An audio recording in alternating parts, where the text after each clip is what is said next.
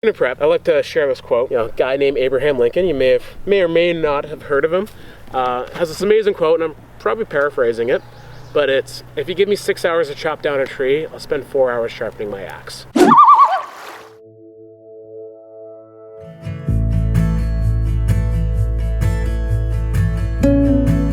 Air, it's giving the air space to come in.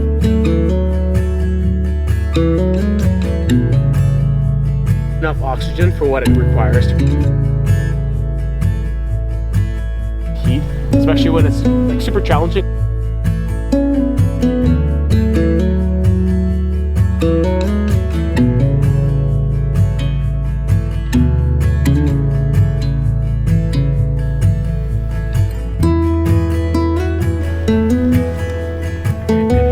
There we go.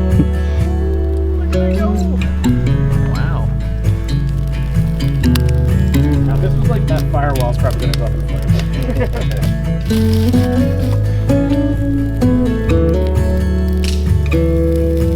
Want to light multiple areas?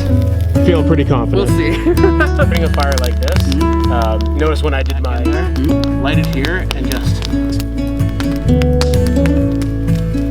as a healthy, hungry fire. Hey guys, my name's Kevin Fraser. So we're working on everything from a one-match fire all the way up to a bow drill fire, flint and steel, ferro rods. We are trying everything out today. So it's a really exciting day. I've already seen some awesome fires. Can't wait to see what they're capable of next. Essentially, I'm starting with my super fine stuff. Whether you're using like a fire cube, paper, cedar bark, whatever your starting point for tinder is, you really want to make sure that your kindling game is on point. So kindling is just any small, dry, dead wood. Obviously, you guys know why you want it to be dead. If there's any green material under there, hence green wood, there's too much moisture in that to burn as a starter. You're more than likely able to throw it on a raging fire and it's going to go. But when you're starting fires, you really want to make sure things are really in your favor. So keeping stuff as dead and dry as possible. Try to avoid anything that still has needles on it. Even if they're, or needles or leaves, even if they're, super brown and it looks pretty dry and it's still crispy, chances are that still has a lot of moisture in there. And it's just going to slow things down. Not make it impossible, but if you can find other material, go to that deader, drier stuff. So having at least 3 times what you think you need is usually a good rule of thumb, because nothing's worse than that. You see that fire go out and you go like, back into the woods where everything's even more wet, more rainy. I've collected all the convenient stuff. I got to go deeper into the woods. So just getting all that preparation out in front is super important. And then I've done the same thing where I haven't done the best job separating the stuff, but I got kind of like my pencil size up to my marker size. Then we're going up gradually. You want to start here. Once these are burning, it's going to start going up to your smaller, or still small, but larger than this. And once this is burning, it's going to transfer up to the next size and the next size and the next size. When you do have a nice mixed forest like this, you're really spoiled. You have your hardwoods, you have your softwoods. This is mostly cedar. I think there's some pine thrown in here. The idea is I want to start building this up to the point that these guys are going to catch on fire. So once I can get enough of this small size fuel, I know I'm sitting pretty to be able to burn some much larger stuff. So that's kind of the goal for making a fire, is to get to that sustaining point. So this is really the start of that. Speaking of prep, I like to share this quote. I usually share it with the kids, but a guy named Abraham Lincoln, you may or may not have heard of him, has this amazing quote, and I'm probably paraphrasing it, but it's, if you give me 6 hours to chop down a tree, I'll spend 4 hours sharpening my axe. I think that really speaks to preparation. If you spend that time, because it's really easy to split up wood like this, if you have that all ready to go, the hard work's out of the way for you, and that next 2 hours, what should have been nice and hard is going to be nice and easy for you. So everything is available for me to add to the fire as needed, or I can build it all up and start the fire regardless of how I want to go with it. The preparation's already done, the hard work's done. So the real hard work of starting a fire is that much easier. So I like to share that with kids because it gets them to slow down, get things done correctly. Because you see adults do it all the time. Like they'll get like 7 sticks and some newspaper and hope for the best. Yeah. And if it doesn't work, Like, Hey man, you got enough newspaper. yeah. You got enough newspaper, you can do anything. And I prepped it by putting a bunch of small sticks across. Do you guys know why I'm doing this? Any guesses? If the ground is wet. Awesome. So it's not completely necessary, but I like to use this almost 100% of the time. Reason being is, one, get that barrier of dry wood between the wet ground and what you're burning, and the space between. That's all air that's going to get sucked up into your fire. So allowing it to draw out from underneath, it's like a really nice designed fire pit, having the flume pumping air into the base of it. And the third thing is, it's extra fuel. So that little raft that I made is going to turn into coals. So I like to use like stuff that actually will, some of this is a little small but still going to work, but most of it is a good size that it will turn into some nice coals relatively easily. So there's three fundamental things that you need to know about fire. It needs fuel, it needs air, it needs heat. So this raft literally provides all three in a certain way. So one, the heat, it separates that moisture from the fire, so it's not drawing that heat down into the ground. Air is giving the air space to come in. And then fuel, it's its own fuel source. So just by throwing out some big sticks, or some small sticks into this little fire pit, I've really set myself up for success. So I can do any type of fire lay. You can do your like log cabin, you can do a plow point, you can do all sorts of manners. I'm gonna go to kind of the go-to, especially for anything like bad weather, is the teepee. So I say it's a go-to, mostly because even if this wood was really damp, it really maximizes the chances of it getting dried up. So it puts a lot of the fuel on top, and if you build it up gradually, by the time that flame gets up there, it should start burning that wood. Unless it's really soaking wet, it's going to dry out in enough time. And if it was raining, the shape of it is going to shed any of that moisture down. So you have your large sticks on top, creates kind of a nice umbrella. The other nice thing is it's kind of self-feeding if you build it correctly. One of the dangers though of it is if you don't build it correctly, what happens is all the stuff burns up and then you got like a big frame over top and there's nothing in between. And I've seen so many fires go out that way, like a real promising start, and everyone's really excited because they see the big flames from the kindling, and then the big fuel up top doesn't go because there's too much space, there's too much air. So even though we want air, we don't want an abundance of it. We want fuel to be in that space as well. So I'm going to take this, I'm just going to kind of roughly give myself a bit of a structure to work with, leaving a nice door here because this is where my tinder is going to go. And then I can take my smaller stuff,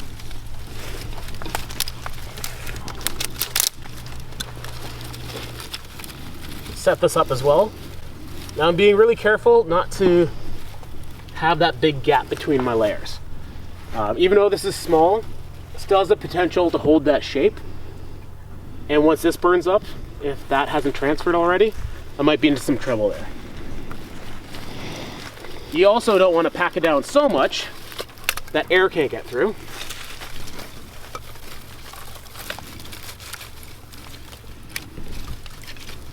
Just gonna reinforce the fact that there's supposed to be a door there. There we go. And then I can start putting out some of my larger fuels.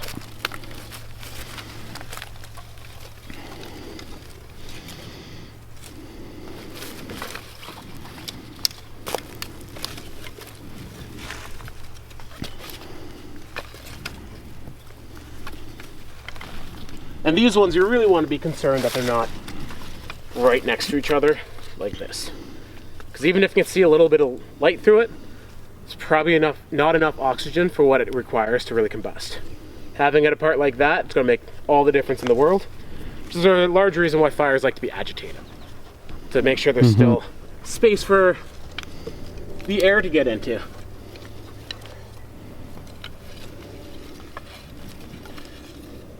Now looking at this, I feel confident, even though it's softwood, it's probably going to burn for about 10 minutes.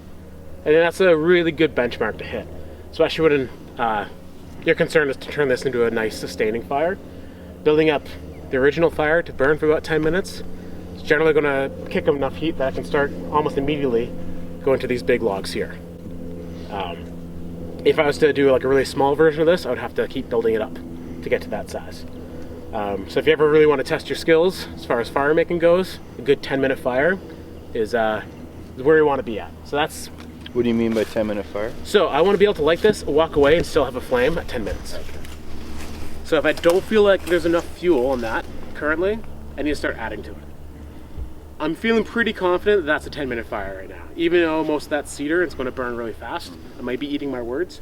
I feel like we have enough fuel there, especially with the base underneath, that this is going to be a good 10-minute fire. Which means I should have enough heat, more than enough heat, to start transferring that over to some bigger logs. Ideally, especially if it was like wet weather, you want to continue that gradual build. So you want to start working up to, from that, it's called like maybe double thumb size to like wrist size. Realistically, you don't need anything bigger than your wrist to burn. Once you get bigger than your wrist, actually get a colder fire because there's less surface area. So even though you have big fuel in there, only a minimal part of it's burning. So wrist is kind of the magic number. It's easy to find wrist size fuel in the woods, and you can build like the world's biggest bonfire with nothing but wrist size fuel. Like you're not limited to the size of fire based on that size of fuel, and it's going to burn much hotter. There's just more surface area in it. Yeah, so like a good example would be like I'm trying to hammer home the surface area thing with kids. Take a stick like this. Like, is this going to light, guys? You might get the one smart ass that's like, yeah, it will. But everyone else kind of sees that that's not happening. I had to fight so hard to not say yeah. Well. We know, Dylan. And then you do the same thing, the small stick. You can see it didn't take long for that to transfer. It's not that this is more flammable, there's just more surface area in it. So it's easier for it to burn. Because even though like there's literally less surface compared to that giant thing, in terms of its ratio to itself, to its own mass, most of that is surface. So having that small surface or large surface area for small fuel, super advantageous. And the same thing goes up. So you can eventually burn this, but only the outside's going to burn. And compared to the ratio of the inside, it's not a whole lot of material burning, and that's all preventing oxygen from getting in. So once you start getting to bigger fuels, yes, it will burn, but you're not getting more heat out of it. So I grabbed some cedar bark from one of your dead cedar trees, and I just used the back end of a sharp knife, so the sharpened spine of a knife, to just scrape off the outside. If it was pouring wet, I would try to remove that bark and scrape on the inside. The cedar bark has a lot of oils in it that makes it pretty waterproof, not to the point of birch bark, but considerably more waterproof than most barks. So bad weather conditions, the inside works way better. When it's dry like this, you can generally get away with the outside. So I just put my hand underneath and scraped the spine of a knife, and that took maybe 2 minutes, maybe. I'm going to just add a little bit more to this. I'm not sure if you guys are nearly as tempted as me to pull over every time and collect some. No. But Not yet. Yeah, not yet. Not until I know what this is. I've never seen it. Your lawn's littered with them. Are you serious? No. So I'm just adding to my tinder nest here. So this stuff may not work as well from a coal, but it's really great once a coal's extended. It will help burn all this. You could easily start this with a ferro rod, but my goal is not to use a ferro rod right now, even though this is a demonstration for a one match fire. I want you guys to experience seeing an actual friction fire. So I'm pretty sure you're all pretty confident in my abilities to use a match. I want to prove my abilities extend beyond that. So I can feel there's a little bit of moisture in here, so I might be in for somewhat of a challenge. You can feel that if you want. So does that feel fairly wet to you? Like as far To as me, the fire yeah. And it's a little damp. Not so much that I'm nervous about it. Other materials I would be, but cedar bark is pretty forgiving when it's fluffed up like that. So it will dry out really, really quickly. So long as I make a good coal to begin with, I'll be fine. And then on the outside of everyone's favorite birch bark, and this does two things. First one is it's going to be a great tinder expand. Like it's going to burn really, really hot for a very long time. So I don't need to make nearly as big of a tinder bundle to transfer that flame, because this is almost like cheating. So we're really lucky in Ontario to have birch bark everywhere. Yellow birch bark also works really well. The other part of it, and the part that I'm really concerned about, is my hands getting burnt here. I'm going to generate a lot of heat in this, and it took me a while to realize that I could avoid burning myself every single time if I just put a little bit of birch bark behind that, so I have a bit of a barrier. You can also use gloves. I like having my hands exposed because it lets me really feel the heat, especially when it's like super challenging. I'm not sure where the coal is at that point. You can generally feel it in your hand, so it's not always visible to you where the heat's coming from. So like feeling your hand, knowing that like this hand's getting really hot. Okay, I'm going to start blowing there and encourage that section. So I'll tend to travel, but I got my tinder bundle here that I'm feeling pretty good about. Grab my trusty kit. Can you see? Mm-hmm. Right.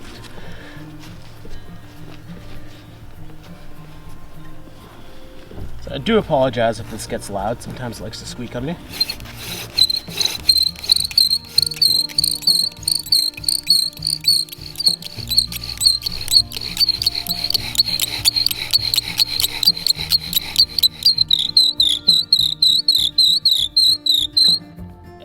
Really loud. Let me. That's okay. This is the. We're all basically deaf anyway. Yeah, and I am half deaf.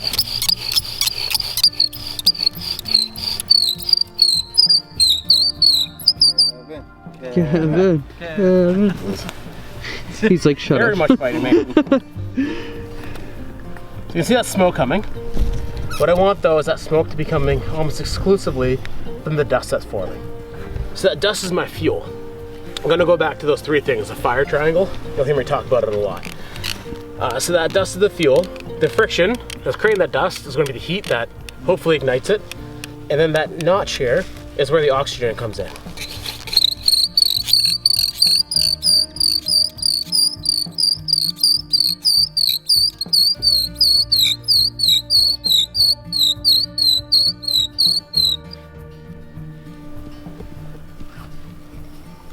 I'm sorry about this, guys. Oh, I see what's happening. So I'm just going to shave some of this material that's causing that squeak. So I just removed some of that material so it's not fighting it, basically. It was getting like squeezed in, which is a lot of that noise.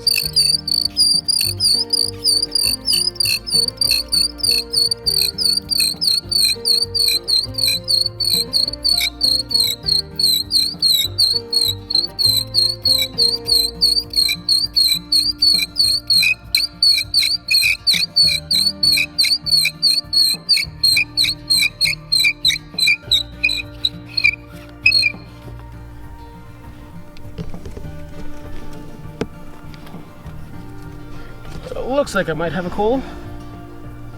Now you might actually start seeing it glow if I give it some more oxygen. Certainly see it getting dark on this side.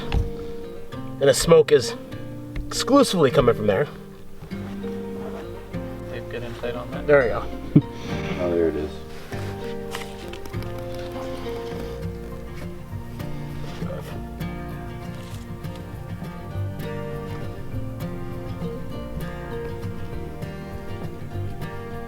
So get all that dust in there just so there's more fuel. Kind of close it up like a soft burrito. And then add that extra oxygen again.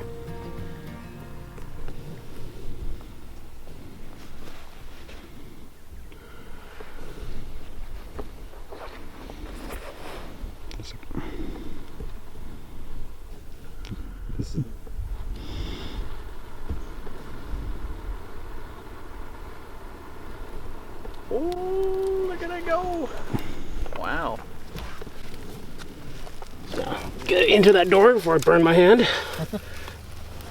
You already see that's transferring to those small twigs, even before that birch bark goes. Probably didn't need that birch bark at all. Except to save your hands. Yeah. I probably wouldn't use a fire lay. I would build the fire as it needs, because the fire is always going to tell you what it wants. So I'd build that raft, and I'd probably just put 2 sticks like this across, and then put my tinder material in the middle, my small sticks over top, and then I can lift up those sticks as I need to add that extra oxygen. Especially those sticks are pretty damp. Just having them far away from the tinder can really help dry it out without robbing that heat away from it. And then you can just add stuff on top of it and you can end up with something that looks very similar to this, but knowing when the fire's hungry is a really good skill to have. So essentially when the flames are, I would say a good 6 to 10 inches above your fuel, that's the fire saying, yo, give me some more food. If the fire is barely getting through that and you add some more, especially if it's damp, you're just going to rob that heat away and it's going to really struggle. It might still work, it's just going to take more time. And you really want to have that confidence when your fire is going. So like this, I know for sure it's a hungry fire. So much so that I can probably get some of the smaller pieces here and there.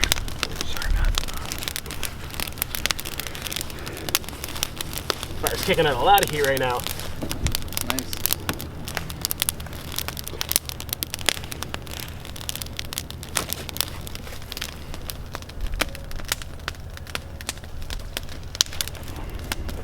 That firewall is probably going to go up in flames.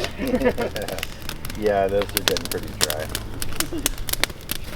So now that we have this fire, it's time for you guys to kind of demonstrate a little bit of what we just talked about here. So the name of the game here is I'm going to give you guys matches, and hopefully with one match. If you can't do it with one, it's fine. There's no points deducted, but it's nice to be able to know that you have that one match fire down. I want you guys to collect your material, get your fire prep done, build that fire to the point that you can put a match into it, and you can walk away for 10 minutes. That's the challenge. You guys up for it? Yep. Sure. Awesome. I think here's probably a good spot to put a fire, then one here, one there. I'll let you guys, it's your land. You guys know it better than me. So. All right, so got the one match, and I got to start this fire. I'm going by Kevin's kind of triangle design, and that's making your smaller stuff and working your way out to the bigger stuff, to the wrist size. Well, it's probably not my wrist, but someone's wrist. Yeah, shut up, Dylan. Is that a fat joke? So, and then we're going to be using I'm going to be using the birch bark that I found, that I knew where it was on my property, and we're basically going to be putting it straight in this little teepee area, if it's still there, and hopefully we'll have a fire going. So I think I might just cram it in there.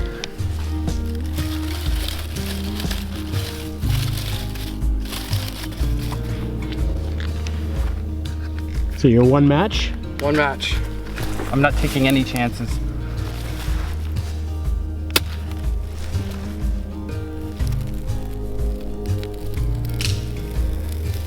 Want to light multiple areas, and then just let some oxygen get in there. I don't know what Kevin recommends, if I maybe put this a little too tight for airflow. So his suggestion was to kind of move things around. Judging by the wall of flames coming out of it, Yeah. I don't think the fire's getting choked out.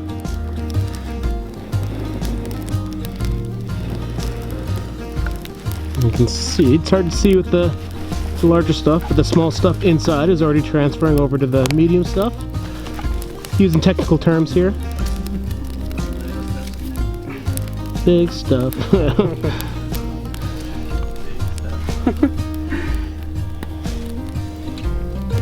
Big stuff's connected to my wristwatch. Nice. Good job. It's a healthy looking fire. Now, do you think this fire is going to burn for 10 minutes? Well, it's cedar. Cedar burns quick, but I don't know if it burns that fast. I think there's enough there that it could, yeah, I think it'll go 10 minutes. I'm feeling pretty confident. We'll see. I think we're looking at least 10 minutes easily. Good. Good job, man. Right, Really thanks. impressed. Awesome. This is my starting TP. I was going off of what Kevin was showing us. I've got some cedar bark on the inside as tinder, and I maybe didn't collect as much little needly stuff like this as I should have, so that's why I haven't stacked my big stuff on top yet, because I didn't want to choke it out if it wasn't able to get going, so I'm leaving my big stuff off to the side so that I can feed it in as it starts going up, hopefully. But I'm pretty confident that it'll be able to get all the little stuff, the tinder, lit with the one match, and then I've kind of stuffed it in throughout the TP as well, and then just threw some extra fiery, sprinkly stuff on top, because you know, who knows? Once again, with the technical terms, So I love crazy, it. it just might work. Seasoning. Yeah, Seasoning. some fire seasoning. All right. Here's your matches. Time for our one match fire. Wish I had known, because I would have shaved and just sparked it off my face. Yeah, Just kidding. we know. Yeah, I like that you say we know when I say We know. All right.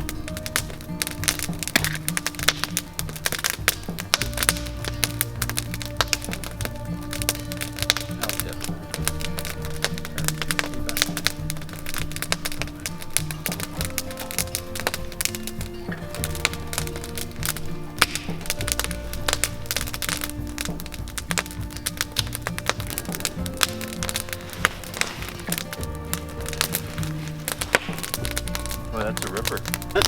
You think that blowing on it is going to be the right choice, because Yeah. you know, you blow on a fire, it gets hotter. Yeah. I want you to think about it in terms of a candle. Okay. If you're blowing on a candle, Yeah. what happens to the flame? Goes up. Yeah. Yeah. Cool. Because it's only a small little flame, there's not really any substance to what's making that fire. Okay. So it's very, very tentative. So when you're starting a fire like this, notice when I did my blowing in the tinder bottle to make it turn into flames, Yeah. once I had that flame, I stopped blowing on Okay. it. Because you're removing that heat that flame's generating. Gotcha. So you had a great wall of fire there, and then you started blowing on it, which made it, at first, really excited. Like it Yeah. seemed like it wanted to grow. And then it just kind of smoldered out there. That's only because you're removing that heat away quicker than it can transfer over to other stuff. Okay. Gotcha. So once you have like sticks that are actually glowing, that's when you can start blowing on it. When you have those coals, it's those Okay. coals that actually come to life. Okay. Fire itself, a little bit more tentative, but I'm sure if you just stuff that back in there, light it here, and just let that flame build on its own. Have this close by, because you're probably going to want to transfer that sooner than later. Okay. Oh no. That was your last match here in the woods. Gotta go at the bow drill. It's not worth burning yourself. It might work.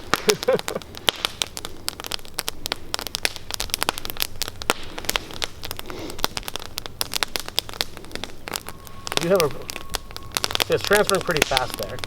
Just gonna let the fire do its thing. Oh, it's still got a little bit of life.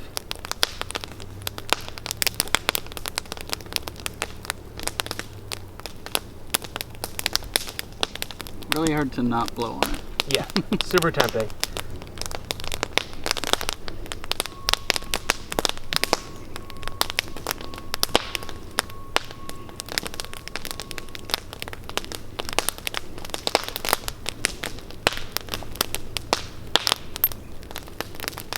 Try another match if you want. So this might be a chance, like if that was your one match, now this would be like maybe I could blow it back into life. Okay. I don't think you'd stand much of a chance of it.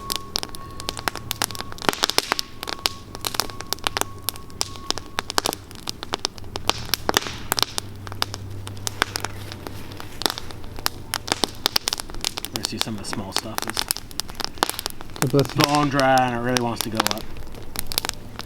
So I'd kind of get that in there. Try and trap some of that heat inside. Make it want to move over to where you have the rest of your fine kindling.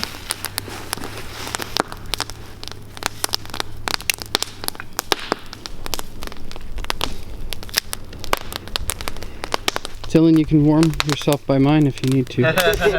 You're so funny, Dick. This is not not bad for my first no newspaper fire. This is a great launching Yeah, point. you're doing good, man. Yeah. If you go into the day as a 1, I want to leave here as a solid 7.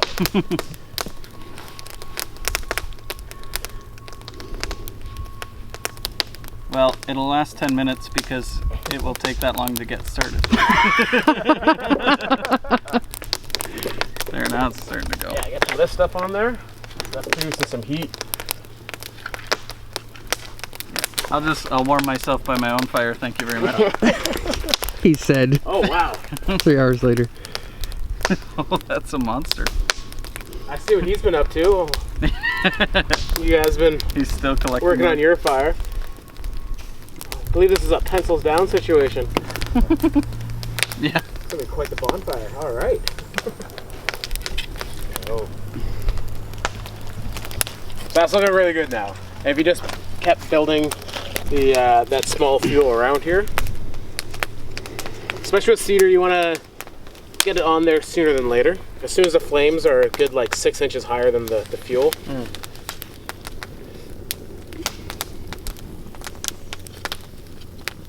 It certainly doesn't have to be pretty. Fire likes chaos. And sometimes the prettiest fire lays are the least successful ones.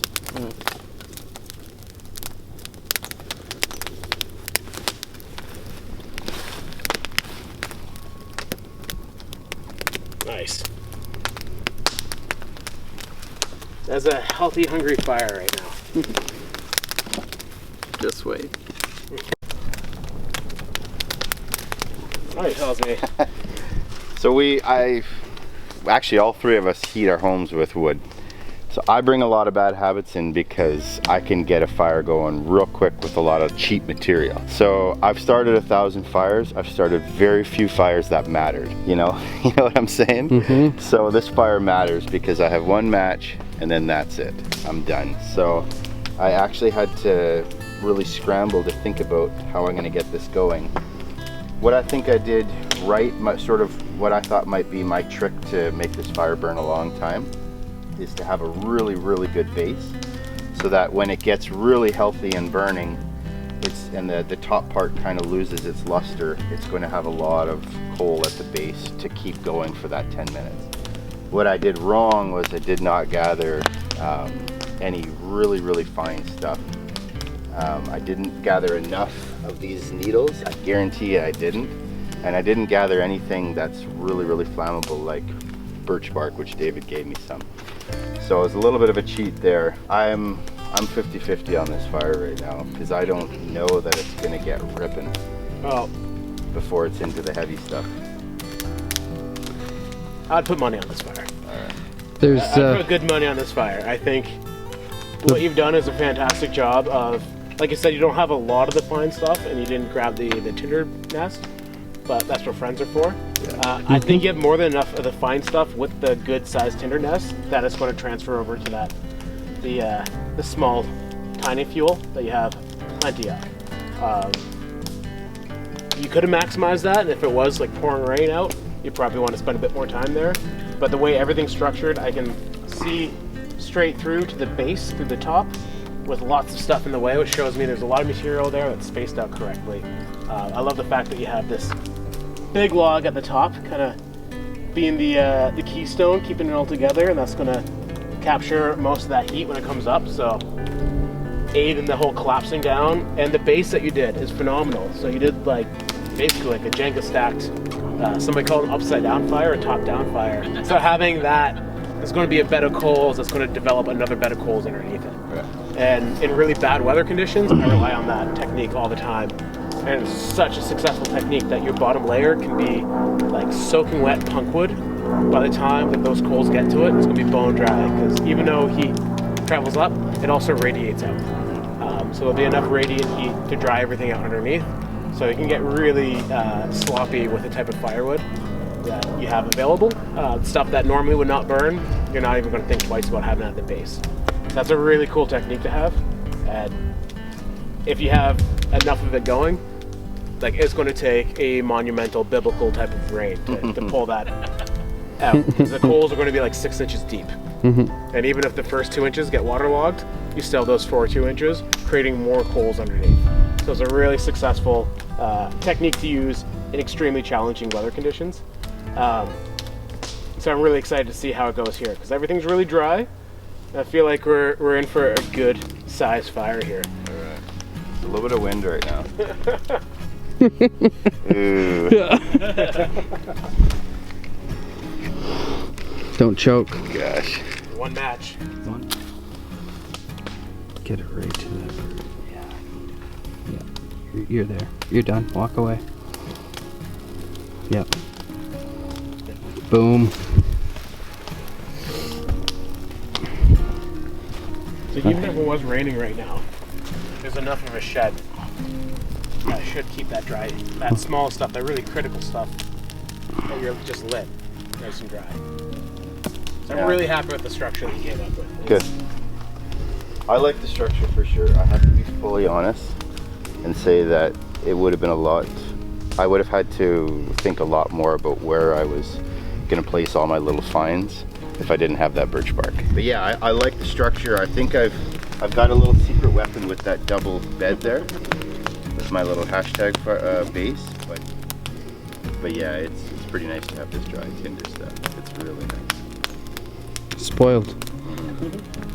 Or even if like the kindling, the fine stuff was pretty damp, like a rainy day, the fact that it has such huge surface area to it means it will dry out very, very quickly. So all you need to do is really just double down on your tinder. Right. So get a little bit more birch bark. If you need to use a fire starter, like there's no shame in using a fire starter in wet weather. It's rather that than be cold and uncomfortable. Yeah. You know what I'm saying? Mm-hmm. So.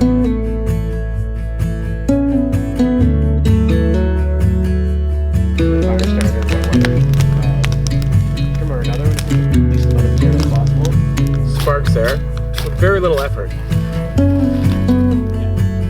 Decided to go after all.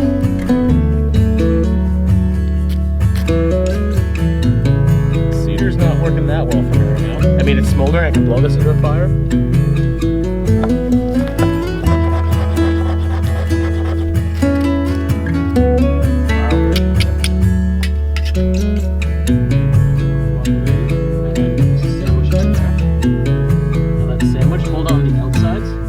Breath, you can hold it up above your face. There we go.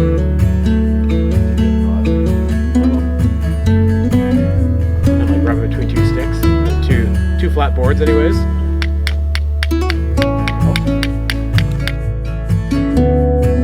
The ferro rod needs that oxygen to heat it. I'll give plenty of direct. I was really struggling with in terms of friction fires, my consistency. You can already see that I have a coal. I didn't even go into third gear. Generally, this is where things go flying. In this case, I don't need any more pressure on that third gear. Just tap that, just to make sure that the dust does get out. And then, just like we practiced with our coal,